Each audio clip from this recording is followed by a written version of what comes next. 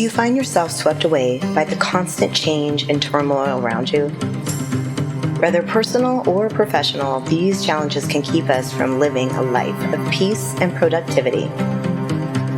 I'm Liz Hurl, a licensed clinical marriage and family therapist, and I want to show you data-driven strategies to help bring stability and peace to your life.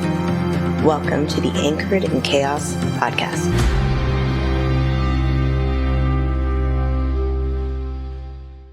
Good morning, Liz. Good morning. We're back. It is morning. No. It is morning, yeah. It's morning. I'm like, what? It is morning. I just feel like I've just been ongoing. Yeah, it never Like, ends. It never ends, yeah. How are you? I'm good. How are you? I'm good. What are we talking about? I don't know. I keep toying with the idea. I think I've come up with probably 3 different conceptualized ideas for the main topic. Mm-hmm. And I came up, maybe, what is it to be a man? Yeah. Let's try that. Hot topic, masculinity. Oh, Are we gonna call it toxic masculinity? No, or just gonna call it. We're not ever calling it toxic Okay, masculinity. good. Yeah. Because you and I talk about this a lot, but we are of the opinion that that's taking us the wrong direction. Right. Yeah, we've started down the wrong way. What do you got going? A summary of what is going to ideally be covered today is going over a little bit of a historical view of what masculinity looked like, mm-hmm. to maybe give some insight to individuals around where... Historically, you mean? Yeah. Yeah. Mm-hmm. Where they came from. Yeah. How did people come to be man? Not like, no, we're going back to caveman days, but... Yeah, but we are going back to ancient times, yes, right? Absolutely. How masculinity in its trait and its description those were survival skills, mm-hmm. right? And those are the ability to protect yourself and be tough, mm-hmm. were things that were going to make you see the next day, right? Eat, fight off predators, and those that might want to take what you have. Yeah, those are good traits. Mm-hmm. And even in today's very much technologically advanced and IT world, we still need to be able to be masculine. We need to be able to protect ourselves. We're losing that, aren't we? Well, yeah, and I think it's interesting as to why we're losing that. I think there's a bunch of different ideas swirling out there. Of course, if you turn on social media or different podcasts, you're going to get a lot of different opinions as to how that is breaking down. Yeah. One of the things, I shared the same article, so we both read the same article on mm-hmm. manning up was the kind of forefront thought of it. And that's kind of now a derogatory term. Today's world it is. Like, you just need to man up, which is pretty unfortunate. And we'll get to why I think that's unfortunate. But before that, there is a huge concern around that. One of the highlighted areas is that men are not doing so great. They're not. They're really suffering. No, we know that to be true. Never in the history of peacetime have we ever seen such a decline statistically. And I was just going over some information. Author Nicholas Eberhard, he's a Harvard graduate, put out a book in 2016. He covers essentially all the numbers that show that men have just left the job market. And I know this isn't going to be all about the job market, but we now have ages, I think it's 25 through 54, over 7 million men who just actively aren't looking for work. Mm-hmm. They by choice, they're not looking for work. That's unimaginable, which means we have according to Eberhard, we have about 4 million jobs that just aren't being sought, and we have 4 million people who aren't seeking them, mm-hmm. in the 7 million that choose not to work. But we've never seen that before. Now, in war, things have changed, but these are peacetime statistics, and this is post-COVID, right? So this is post-pandemic. Yeah. We fell into this spin. Sure. Society fell into this spin, and we became more and more removed, and then now we have men who don't want to work. And you and I both know in the food service, in almost any industry across the board, you just cannot find workers. Right. People who don't want to work. Well, and there's help wanted everywhere. Everywhere there's help wanted. Everywhere. I remember commenting to my father, I went down and visited him in Arizona, and I remember being in a small town, and there was a help wanted, and you just don't see it, help wanted sign in so many windows. And I don't remember growing up with that. I occasionally saw a help wanted. Like, geez, that's like stuff you saw out of the 40s and the 50s, where people, wartime, Vietnam, Korea, even the end of World War II, where people needed work and they couldn't find it. But this is crazy because there's people out there. Where'd they all go? What changed? Where did the men go? Right. Where did the men go? That's a really good question. And what changed? What gave that relaxed idea that I don't have to work? Now, if we're talking about during COVID, of course, the world shut down and there was a lot of concerns around living, like working, going, interacting and all those things, right?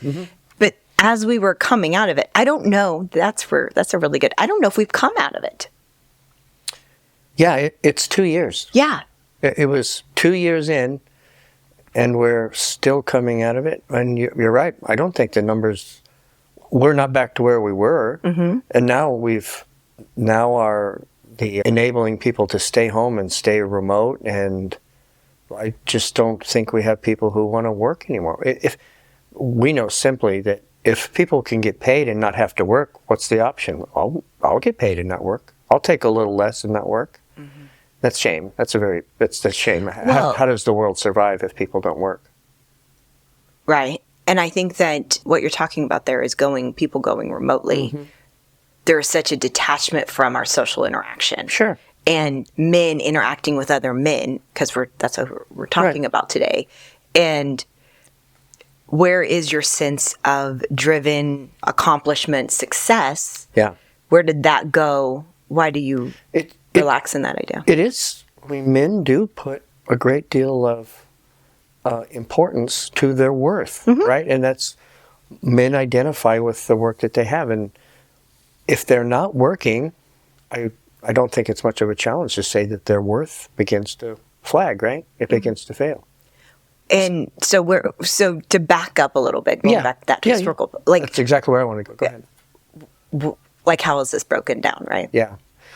So an author, Goldhill, the title is How the Ancient World Shapes Our Lives. Okay. Yes, So here's a quote, and I'll read it to you, and then let's pick that apart a bit, just a little bit. It's part of a pervasive imagery of masculinity because the cultural anxiety to not appear that you're being a real man, right? So here's how I break this down, is that society has put such a value on the fact that you need to be a provider. You need to be a skilled something, right? Skilled warrior, skilled businessman, an achiever, an earner, a survivor. That's blanket survivor. Society puts a big weight on that, and that's ancient. That's ancient. That's going to have to do with mating. All of those have to do with mating and the ability to survive tough times, war, illness. Those are qualities that will make you more survivable. But what we see now is that doesn't have to happen because everything is so convenient. And it literally is a push button away or a phone call away. Got an app for that.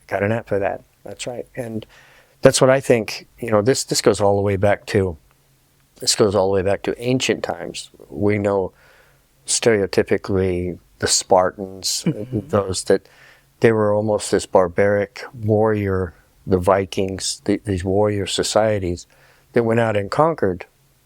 And then that gets wrapped up into the modern day patriarchy, where people think is so toxic, right? But those qualities are still qualities that are needed to make our society work. And where did the men go? Well, and I think that those characteristics that you were just listing are being manipulated, misrepresented would be the better word there. I don't know. I don't think that's too strong a word, manipulated. For the characteristic of being a man, of saying, I'm a leader, I'm a provider. Because then it's like you're domineering, you're controlling, you're... In how that has, been misrepresented for men. You and I have talked several times about having young men of our own, that there is almost, speaking specifically for my experience with my son, it's like the effort of engaging the opposite sex is almost just futile because of the mocking and the, I just want to go over and have a conversation, and you're, belittled, or you're put down, and it's just like, and I mean, there's a juvenile component to that, but what's the driving force behind that? Yeah. Don't hold the door open for me. I can do it myself. Yeah. Oh, I'm so sorry. Again, with the manners and morals, values, belief systems.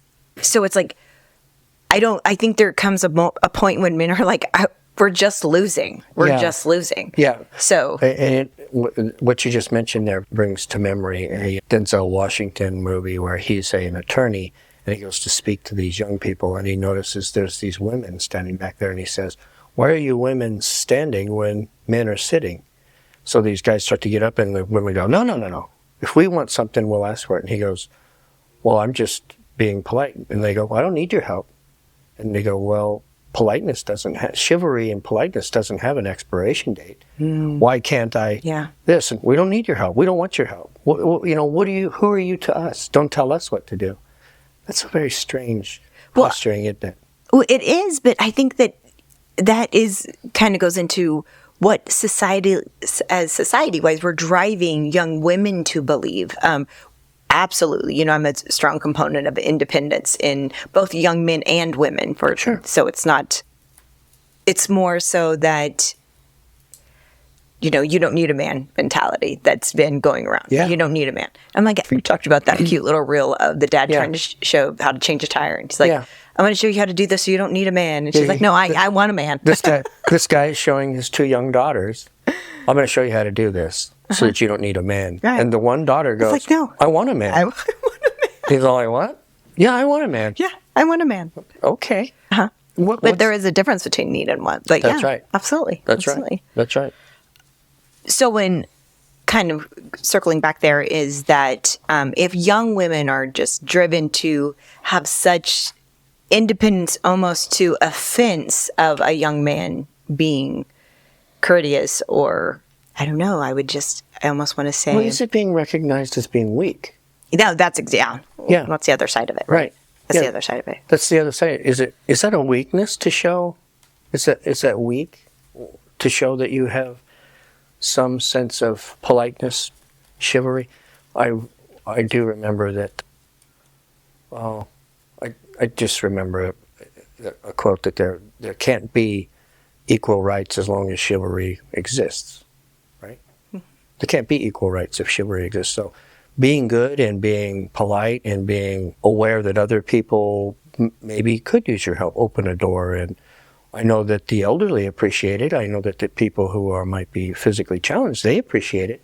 What harm does it do? But to be defensive against it, that's something else, right? Mm-hmm. That's very strange. It is. Yeah. It's almost like, again, we live in such a defensive world that, hidden agendas are, what are you trying to do? I'm just trying to open your door. Yeah. Right. That's strange. And we'll talk about that more when we get into the feminine side of this, the femininity and its toxic qualities, if that's what we want to call it, on another topic. Sure. So kind of going back, what else did you find around the historical piece? Because I can go into a little bit, I think I gave you some ideas on that. There's an author, her name is Jacqueline Murray, and she writes in her book that there's a sense of loss for the masculine control. Like we've lost our way to even control ourselves, and that's how we get spilled into being bad guys. She talks historically how men used to take cold showers and live in a cave and deprive. They wouldn't bathe. They tried to make them. They'd either try to remove themselves or make themselves unattractive to the female species, so that they could not have to deal with all this nonsense. Right? Makes sense. They literally that tracks. They're almost reverting into almost like a caveman state, and that made them unattractive, and this escalated through all of time. We knew that castration was at one point something that society did thinking that it would alleviate those sexual urges, which it does, obviously it does. And then but in the same breath, we celebrated the virtuous and the fertility of rich people who could father sons all over the place. You know, it's almost it's the Playboy Bachelor thing. And it's such a strange message. It's such a strange message for men to take on, but that we got trapped in that mold. We know that that's neither acceptable or desired, right? Really, real men should not choose either one of those paths. Shouldn't have to do either one of those paths. Remove yourself, or make yourself unattractive to somebody, or to go out and be the baby daddy all around town. That's not a slight on any color, race, or religion, or even their ideas behind it. It's just that's wrong, and that actually got to be where they they termed the word effete. Remember, to be effete. So the term effete was this thought that men were becoming very soft now because, well, they have posh lives and they're not working so hard. And his daddy was a banker, so he's one of these guys who he's becoming a soft man. It's such a twist. It's all intertwined in there, that a woman would choose to be with a man who might make more money or have more status, but truly isn't by blue collar standards much of a guy, right? Do you even know how to change a tire? Do you even? And I don't know that that's a real measure of a man, but can you chop wood? Do you know how to skin a deer? I don't know what the sample, the example. I was going to say, yeah, what is the measure? I mean, the measuring device there, right? Yeah, but are you capable? Can you provide? Are you secure? I think aren't those qualities a woman would want? They should be qualities a man should desire to provide, right? Sure. Yeah. I think a lot of this is going to break down to a psychological level of an individual's internal self, a man's internal self of how they see themselves. Now, that is being created from their environment and their belief systems and their morals and their values. And so when we go historical of how men were seen and how they were almost designed to be, that rigid, you just worked, you just got out there, you got the job done. There wasn't really there was no questioning what that looked like. Whatever the job was, you just did it. Yeah. It was just what you did. I mean, that's really... You mean historically? Yeah, we know there are plenty of religious scripture, and that would tell you, you don't work, you don't eat, right?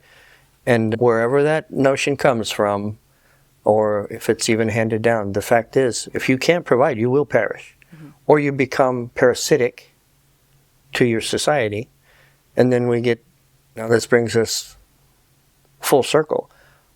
Toxic masculinity. Are you parasitic? Is that being projected on us, that we're this patriarch parasite where we're preying and just consuming all the time, or are we providing? And I would hope to say that there is hope for young men, that you don't have to be like that, right? I think it's the viewpoint of self. Again, that psychological level of what kind of man do I think that I am? And again, I'm not going to fast forward to today because I want to keep talking about, obviously, the past. But there's this, I have shared this with you before, this, I guess, metaphorical ladder that men are climbing, continuously climbing from, and each different, step that they're going up on this ladder, I think, is being created by the expectations of their environment, the people around them, maybe their partners, and so they're continuously going and trying to fit the mold of what it means to be a provider, a leader, a caretaker, a protector. I mean, all the things. That's it. I follow where you're going. And I think... Is this keeping up with the Joneses? Well, not really keeping up with the Joneses, for an individual, for a man to, like, where's the measuring tool for that man to say, when do I know I've gotten to success? When do I know that I'm a successful individual for self, not for the individuals that I provide for? Right. But historically, that is how men are measured. Yeah. You are only as good as what you provide. Yeah. Now, as a therapist, I can tell you that's really unhealthy. Yeah. Because you should understand your own importance of who you are as a man. Yeah, I like this. And that the simple fact that where we're going or where we're at right now is we've lost maybe track, or maybe there's not been a clear understanding of that. Yeah. That you what are you climbing to? I mean, where are you going? Yeah. And the individual male may not have any idea. So then we go into complacent states where we're like, you know what? There's no winning. There's no losing. I'm just going to sit here. Yeah. I'm going to stay here. I'm going to work remotely from home, and I'm going to, disengage from life because it is too hard. I'm failing at all my relationships. I'm failing at my family friendships and our family relationships and friendships and coworkers. It's too much. So it's easier just to stay in this little bitty hole all by myself. And that's my little controlled environment. Yeah. In such an incredibly depressive state of mind. Yeah. Right. I like where you're going with this. I like the idea, the simple fact that in society, now I'm going to bring us, I think this would be across the board historically. It's going to be our own enlightenment to self, and that is this good enough? Right. Right? Is this good enough? Absolutely. And here we go into the psychologic benefits of that is, what are you trying to, why do you really need an $80,000 car? Or is that $4,000 beater that gets great gas mileage, it's dependable as a watch, is that okay? Or do I really have to keep up? Do I really have to have Armani suits? Or can I buy off the rack? Do I, and that translates into the business world. But I was born and raised on buffalo and horse ranches and stuff like that. The work ethic there are animals and people who rely on your hard work. And without you, those things don't eat. You don't provide for them. And we live in what the world would call flyover country, where we don't get a lot of attention in the states that we live in, but it's a bunch of hardworking people. And there's most of the people we live in and around, they're from hardworking families. And they're not chasing everything that glitters, right? In a relationship, I think it's really important that you try to attract a person who understands that. Is that I don't have to live in a 5,000 square foot home. I could live in a 2,000 square foot home. There's the practicality of it, but you also want the person who would come along on that walk to want that same thing too. They don't need a castle. You might promise them castles, which would get you nothing but heartache, but for them to understand that you really can live very simply and not have to be constantly chasing all that glitters in gold, and to promise that more is better. Well, and I think men are potentially just, Is it the competitiveness? I think there's competitiveness, but I think that they're just looking for acceptance. Like, can you know that I'm tired? Can you know that I need a break? And no, I can't because then I'm too soft or whatever, fill in. They're chasing, that's one of the thoughts I had, chasing this inherited idea, but I've got to be a man. I got to be a man. What is that? And, I showed you the statistics that men are 3 times more likely to do self-harm and take their lives over women. And not just harm themselves, but actually go through it. Right, completely, They end their lives. Yeah. That's a sad statistic. It is incredibly... And on the rise. And exponentially. It's out of control. And that's why the point of this conversation is to bring at least awareness that you are being heard, you are being seen. The answers are not easy for self. A lot of it is self-work. The other really, really disconcerting part, I read that article on Man Up and the 3 different sections of it. And it talked about the Fight Club movie. Yeah. You remember that? Yep. What was really disheartening is that the sociologists did some interviews with some young men that are involved in these fight clubs. And do you remember that their response was just being hit to feel something? I was like, that was horrific to read. Yeah. I was like, I can't, I can't. Yeah. That's just, that you're so disconnected from self that you have to have a physical impact to have a representation. Well, I mean, that's something to explore, but I don't think it's necessarily that you're disconnected from that. I think that men thrive more. I think men thrive more mentally and spiritually when they are put up against hard times. It's a real test of their mettle. But that most don't choose not to be challenged that way. That's why our collaboration between what's psychologically and mentally limiting or enabling us to go into physical fitness, head into the storm when we have hardships, face what the real problems are, and make those tough decisions and have to suffer through it. Frequently in our lives, there are times you'll have hard times. And when you come out on the other side, you realize, I did it, right? Now, might be minor, might be major, but you get through it. We'll have a chance to talk to a good friend of mine he's literally been close to death a couple times. And I mean, just swirling around the drain. And almost statistically one of those guys you just write off, but he got through it. And how does a person do that? Well, and I think that is the key here on the internal self that I'm talking about for a man is the loss of perseverance of, I'm not just going to lay down and just wait for something else to happen or someone else to pick up and move on or do, which we are seeing that because there is a high level of hopelessness. It feels hopeless. Yeah. And we're talking about individuals that maybe never had male role models in their life to show them what it means to continue to move forward and to really fight through something. I was just saying this last night in my practice that it's hard right now. It's not going to be hard forever.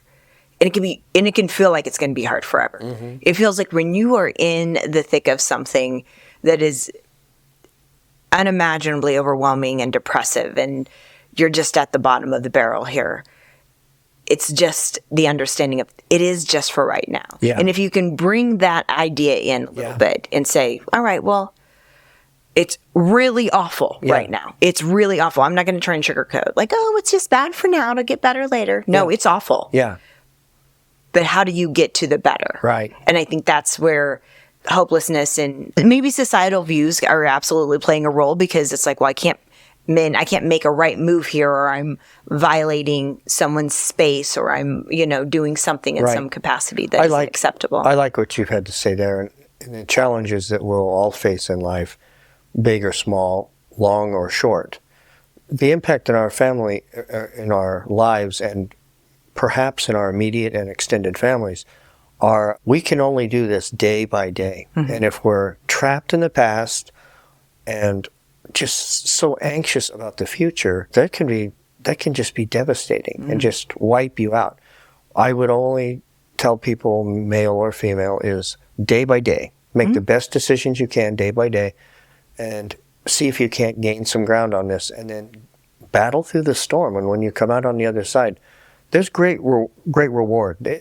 A weight can literally be lifted off of your back when you feel like, hey, I did that. I got through that. And there are plenty of examples we could go into on a more extended speaking engagement, but this is just one of those things that I really like the idea that there's always hope, right? You should always have hope. And without without having a mentor in your life, without having somebody who's older, it doesn't have to be blood. It can be the man down the block. We had those. I grew up in a time where all of my friends were older than me, and I sought their wisdom, and they taught great lessons. And I think it's capturing those little elements of the lessons that are learned that carry you through into the next one. I don't have to do this myself. I heard about this before, and I see all those signs. I can head this off right now. I can make a better decision, right? I want men to know that that's okay, and that we all face these really tough problems sometimes, and ask for help. Well, and I think we're beginning to turn the page on those very words of asking for help, because men historically have been kind of like shut up and put up kind of thing. Yeah. And we're realizing how incredibly that we're just doing an incredible disservice to men in that alike of saying, you know, you're not supposed to feel tired. You're not supposed to feel like you're, I don't know what, I think it's an interesting, you know, that apparently men aren't supposed to have emotions in that capacity. But I shared with you before that I saw a reel where a woman is saying, I just wish I didn't have to be strong all the time. Yeah. And a woman was saying it, and I thought, it's interesting because it absolutely resonated with me, but I also thought of men thinking the same thing. Yeah. Like, I wish I didn't have to be strong all the time. And that they're having that awareness for one another without being, from other men, by the way, being belittled of not being you're not man enough. You know, you shouldn't, you know, you're suffering, but you'll be fine. You know, just pull yourself by the bootstraps and keep moving. Yeah. Well, okay, can I have like a couple of minutes of compassion around that? Like, can I have a minute to breathe and be relatable in saying that you can't tell me, and I'm not a man, but you can't tell me from a man-to-man perspective that you have not suffered in a capacity, and you're telling me just to buck up, buttercup, which is BS. I mean, it is, yeah. Now, you know, I was raised in the John Wayne era, right? My dad, my whole family, they're robust, tough men, and John Wayne was an idol of mine. Sure, absolutely. You know, you don't know how to. You know, I remember a movie called Hondo where he befriends this lady living on the prairie, and she's a widow raising a son, and along he comes, and now there's a young son with no role model. Well, he finds out the kid can't swim, so he picks up the kid and throws him in the water, and then the mother comes over. He can't swim. Well, he's going to learn. He's going to learn right now. Right now, in this day and age, that would be, oh my gosh, right? Cruelty and abuse, but the boy did swim. And John Wayne from the bank just goes, that's right, reach out and grab some water and make your way across. Well, those things sometimes have to happen. You really do have to come up against something. But the sink or swim. The sink or swim. But as a veteran, and all my friends are veterans, and my schoolmates and the people I grew up with, they're veterans, we know that on the average 22 veterans take their lives every day. And that doesn't have to happen. That's part of my interest in what we do here and what I intend to do and grow and foster from genuine effort is reaching out to men in specific, but women as well. You are not alone. You are not alone. Right. I've been in some very dark times, and typically I get to pull myself out. But you were saying, are you really going to come along and John Wayne me and go, hey man, rub some dirt in it and walk up? No, this is something else. I'm really struggling here. I don't really know how to talk about it, but man, if you just spend some time talking to me for a minute, we can figure this out. We can realize, man, you're living too much here and putting too much emphasis here, and let's get your head above water, right? One thing that men I know love doing, and they really enjoy this a lot, and that is talking about their feelings. Yeah, they're really good at gushing. Yes, they are. Oh, you want to see a group of men leave a room in a hurry. Yeah, I have. So the reason why I bring that up real quick is that what you just said there is the perfect articulation of how men engage with other men. Yeah. Not, I know you're really, really, you just tell me how you're feeling and what's going on. And it's like, okay, that doesn't land well for some men. It's like, that's not my language. That's not how I talk. Yeah. And I can't talk that way. So it's better to be like, well, I'm not going to say it right, so why say it at all? Yeah. Yeah, well, you are right. And sometimes, not just sometimes, most times I would say, a man would very much appreciate to know that he's talking to another man who's at least gone through something very similar. That's why vets have almost a unique confrontational disadvantage, and that is the only person who's going to understand what that's like, the rigors, the stresses, the absolute horrors of war and all those things that go into war, is to share those stories with somebody else, right? maybe you don't share. Maybe that person talks all the time and he just listens, but at least he's got somebody, right? But it does have to be done in the right kind of language. And I frequently tell men that we are emotionally constipated, and most men are. I'm from a family. It's all men, and we're not going to all get together and we don't do that. Right. We don't do that. Right. But we do get together, and when we do, we have a chance to hash out some things and hopefully help some things. But I think the tools I want to instill into people more is to recognize this person needs some help. You can see it. He's not asking, so you need to make your way into his life. Something you were saying there kind of popped into my head, and that is what is difficult for individuals. I'm obviously have a different understanding of this because I can sit with someone in silence for long periods of time and be very comfortable in it. And men need that silence sometimes, but the presence of another person right there. Yeah. With that presence of that other person, here's the cherry on top. There's no expectations of them. Yeah. They're not expecting of me to engage them or converse with them or do anything. They're just literally, their energy and their presence is there when I'm ready and I need it. And allowing someone to have that awareness to just sit next to them and just stare out into, space until they're ready to really engage with you.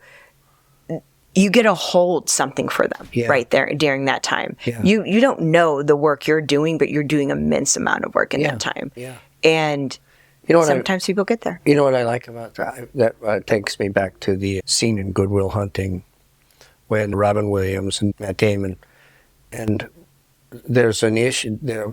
Matt won't share, and Robin Williams knows that he needs to. So they decide they're not going to talk. Fine. So session after session after session, they would just sit there and stare at each other. And then at some point, they saw that, okay, this guy can be as stubborn as I can be.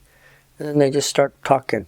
And it can literally be about nothing around what bothers you, nothing of what ails you. You're just talking, and pretty soon, those talking, that closeness begins to form a bond, and the bond becomes stronger and stronger, and at least you have somebody, right? And but somebody to recognize that you do need to talk.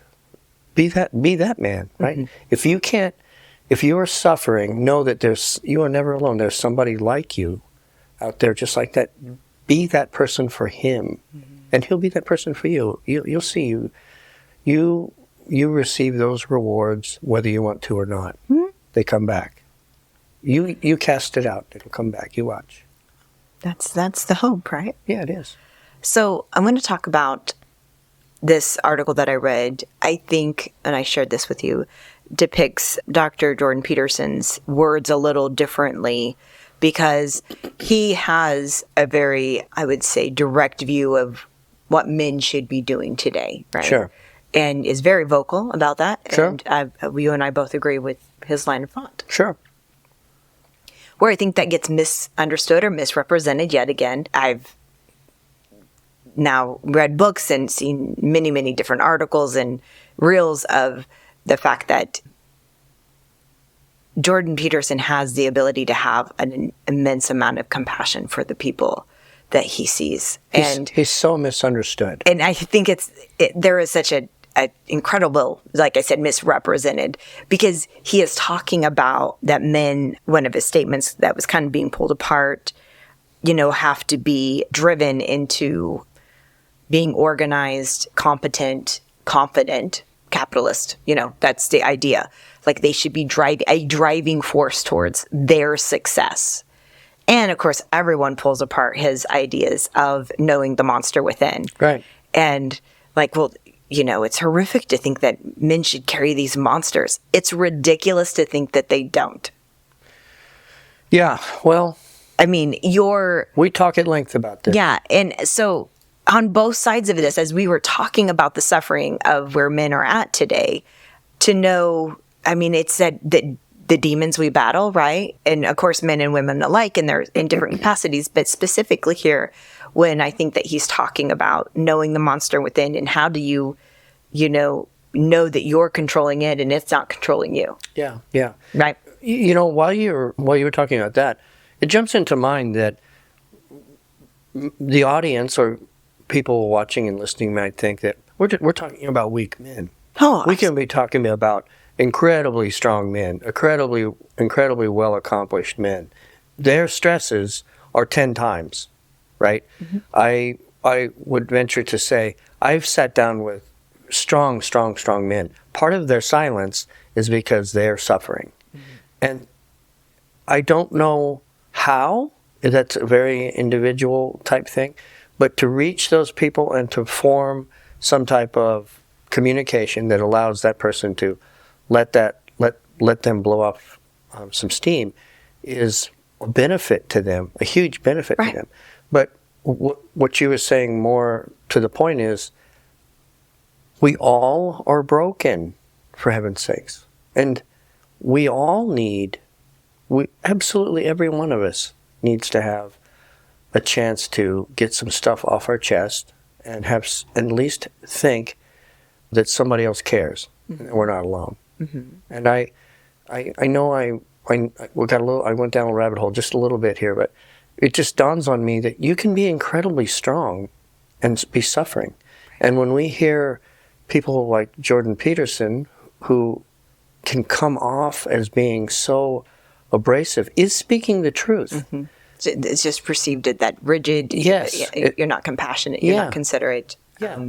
That is not the truth at all. Right. I think we don't need to pick apart Jordan Peterson or try to analyze who he is, but you and I both agree. I think he's one of the most misunderstood, and I think people just, I think when I hear him speak, how he's always on the emotional cusp of just an emotion, just this emotional outpouring, is that he has seen the dark side. Well, I would also, say just in having the ability to listen to him talking about a man in pain. Yeah.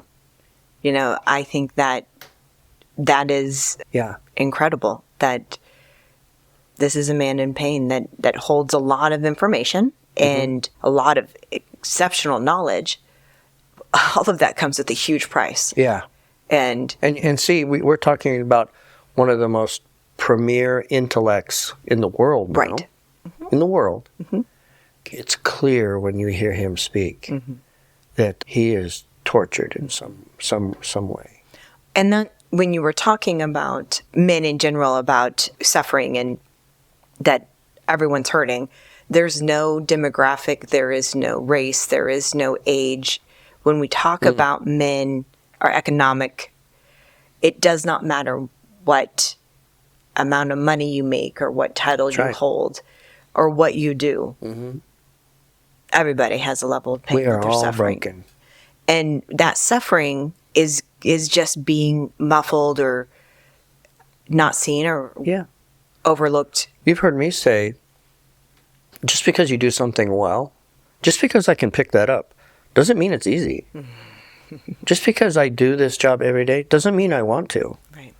And when it falls to the level of expectation, that's like eating your favorite dessert all the time. You get tired of that. Mm-hmm. I mean, it may be good, it may be happy, but over time, people expect you to eat that, right? Mm-hmm. That's not how we're meant. That's not how we're built, not men or women. Mm-hmm. And when you put that on the backs of men who do these, well, I want to carefully weigh this out, is that men they do take more risk. They do have more physically demanding jobs. They do put themselves in very compromising positions, life-threatening at times. Mm-hmm. To think that they do that day by day, hour after hour, in horrible environments or in horrible social surroundings, and they bring home the bacon, that's great, but don't think that that's easy. That's easy. You might be working with some of the most horrible people in the most horrible conditions, but you're just keep bringing home the bacon. That's tough. Well, that circles back to what I was saying earlier, that men have been potentially put in this box of your value is as much as you provide. And emotionless. And and you just need to keep, again, moving and working and providing and doing.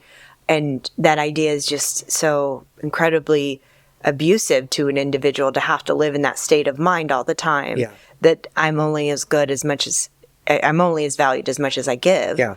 Myself, my person, my being is discounted or not even recognized, if you will. Yeah. And here comes in when we go back into when a little bit historically, and I don't want to bounce around too much, but when men became the idea of what a self-made man is, right? The capitalistic components of that.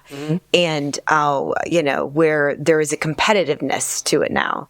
Well, now there enters in another idea of now the brother that was once in arms with me is now the person I have to compete against. Yeah. And the exhaustion of that idea of saying, I don't want this. Yeah. Like, this is the person that I went to war with in some capacity in different ways. I'm not actual war, but maybe actual war.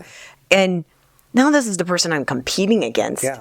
And there enters in where I think Jordan is talking about this, I don't know, I don't want to say uncaging the monster, but I had written down Jordan's great words of being nihilistic and malevolent, and where all of those components, I think, start corroding a man, because now I feel despicable of the man I have to become in order to achieve and be successful and be seen and be loved, quotation marks. And that in itself, it would just, I think, corrupt an individual. So how do you balance that? How do you maintain that? Well, what is the worth? Chuck. What is the worth of having all the appreciation in the world when you've lost yourself? Right. Right. Yeah, and you don't even know who you are. We don't even know who you are. Yeah. There's plenty of things. It's funny that the word capitalism gets bantered about, but this is something. This is as old as man itself, right? You could be a sheep herder in 500 BC, and that guy's got 6 sheep more than you. Oh, really? All right, I'll figure that out. I'll get 7 sheep, or I'll take some of his sheep, or however this conflict happens. But this is where, when I say keeping up with the Joneses, it's just a terrible thing to do to yourself, to try to compete with others. Isn't it? You need to find within yourself what's good for you and what's enough. But also, the point too, I got lost there just for a second. What was the topic? What was the notion you were talking about just 1 second ago? Not just keeping up with the Joneses, but Brian can edit this, but you were just talking about, well, regardless, but I'll continue on with the thought, is that we need to learn that we need to take care of ourselves first. Right. And I say this to men and to women, that especially if you're a caregiver. Now, if you're a husband and family man, you're looked to as a provider. But love your family and know that they're there for you, and they should be there for you. Or excuse me, you should be there for them, and they should be there for you. The idea is know your limits, right? And that you don't have to keep chasing things. It's nice when you make more money, but it's not about the money. Pay your bills. Live with less debt. Those types of things. This isn't a financial thing at all. But there's one thing to make more money. There's a lot more things to have no debt. Do your very best to stop chasing everything that's gold. Well, I guess to circle back again. Yeah. And that is, are you taking care of yourself? When you're talking about your being, even if you're not a family man or you're just an individual and being a caretaker, and there is this idea, are you taking care of yourself? Do you stop and, well, I can't, because then I'm selfish, or I'm arrogant, or I'm full of myself, or whatever, egotistical, well, then fill in the blank. No, actually, that's called self-care. Yeah. And if it's, everyone knows, you can't pour from an empty cup and all that jazz, which is true. I didn't mean to downplay that. But no. If you don't know, how am I taking care of myself? And that's another big thing. How am I taking care of myself? Yeah. Am I is it in a healthy way? Yeah. Am I taking care of myself? And do I know? I talk a lot about this with individuals, both men and women. If you were to name the top 5 characteristics or qualities of yourself, what would that be? And it is like silence, because myself, like, what? No, oh, I can say what so-and-so said, or my mom said, or my friend, or my husband, or my spouse, or my wife, or my, coworker, or whomever. I can fill in the blanks with their words. No, I want to know your words, your belief in yourself. That's an interesting exercise. Oh, it's very challenging exercise, because I'm like, I only believe what I'm told yet again. Yeah. But if I were to say, do I believe these are my characteristics? I don't know what gives me evidence of that. Yeah. Right. And so that's the, So what you said, hacking. what you said, I appreciate all that. And it brings me back to the thought I wanted to make, and I got lost. But as when you are a caregiver, you are no good to anyone when you are broken, right? You can't, mentally or physically or spiritually. How can I provide service for you when I can't? I'm barely holding together, right? It's just not realistic. Now, this is nurses, this is doctors, this is men and women. This applies towards everyone. But when you're in a bad way, you need to get yourself straight. You need to figure this out. What's it going to take? I'm always an advocate of exercise. Always. Well, I don't have time. I lift 100-pound bales every day. Yeah, sure. But is it structured? Is it structured in a way where you're developing a discipline, right? Right. And which is huge. I work with caregivers. One in particular, this person has to lift patients all day, put them in gurneys, put them in wheelchairs, put them in a transport bus. His physical strength has increased so much now he can do this effortlessly, which now makes his job more fun. And he's safer at it, and he feels safer at it. That's how you can do your job too. As we get older and you get a bit more frail, we need to take care of, can you get up off the floor? Can you tie your shoelaces without your head blowing up? These are things that are important to men and staying healthy as men and as providers, especially as providers. Because you're no good to somebody broken. You have to stay on top of all of the needs that you have. The one thing I say about people in all of your life, you can have all the money in the world, boats, wine, women, and song, homes. If I take away your health, you'll have none of it. You'll never enjoy a penny of it. You'll never enjoy a second of it. So you have to take care of your health, mental, physical, spiritual. Yeah. And taking care of your health.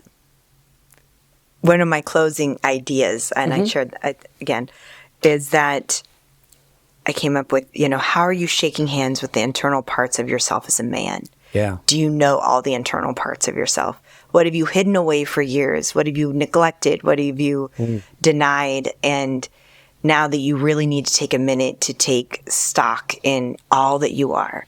And once you figure that out, there's a lot of healing that comes with that. Now, please be advised, there is a lot of hard work in that. That's not just like, oh, well, maybe I should just open up my mind to that idea. Well, yeah, through really with a guided, clinician, through psychotherapy, ideally with a professional. Absolutely. There is a lot of great books out there, don't get me wrong, and I think that can be a starting point for some individuals, but that would be my encouragement for men, is to take care of yourself, like you're saying. But I don't know how to take care of myself. Well, a starting point is trying to discover who you are. Yeah. And being compassionate with At the very least, have fellowship with people of your own age or older. We dismiss the wisdom of our older our generations before us so quickly. We're just a throwaway society. But people of my age and older, they all appreciate the fact that whenever you get a chance to get together with somebody, try to do that. Find a time and go out on the porch or whatever it is and tell them, I'm having some problems. I want to talk to you privately. Or be the kind of person who goes, looks like you're struggling. What's going on in your life? Ask. I learned a long time ago, ideally, the word literally is keizan, right? Yeah. Keizan means little by little. It's a Japanese for the word little by little. So those things are improvements. We're going to go to a training that teaches us how, the premise behind that is to treat people who are wheelchair bound. Paraplegics, amputees, both wartime and private, however that comes. But the idea is every little thing matters, and let's pay attention to those things. Let's help rebuild the things that are broken and make stronger the things that are there, right? That's super important. I think that's a really good message you had that you finished with. That was really good. I like that. Thanks. I appreciate it. Well, I hope it helps someone. I hope it resonates for you, and that you find someone. Oh, obviously, there's always look at your local mental health care providers and different resources, Psychology Today, to find a clinician or what have you, or even sometimes your pastors. That's what I say. Your local churches or things of that nature. Yeah. To a starting point, you can start anywhere. You can just start with yourself, and so yeah. You know what I like about that, Liz, is you're absolutely right. And whether the advice comes from a trained professional or somebody that you trust, find your way into learn how, right? I don't want people to do the WebMD, and I don't want people to be self-help. But if you're not getting the answers, if you're not resolving those questions, Jordan Peterson is the one who opened the eyes to me. Sometimes medications help. Sometimes help.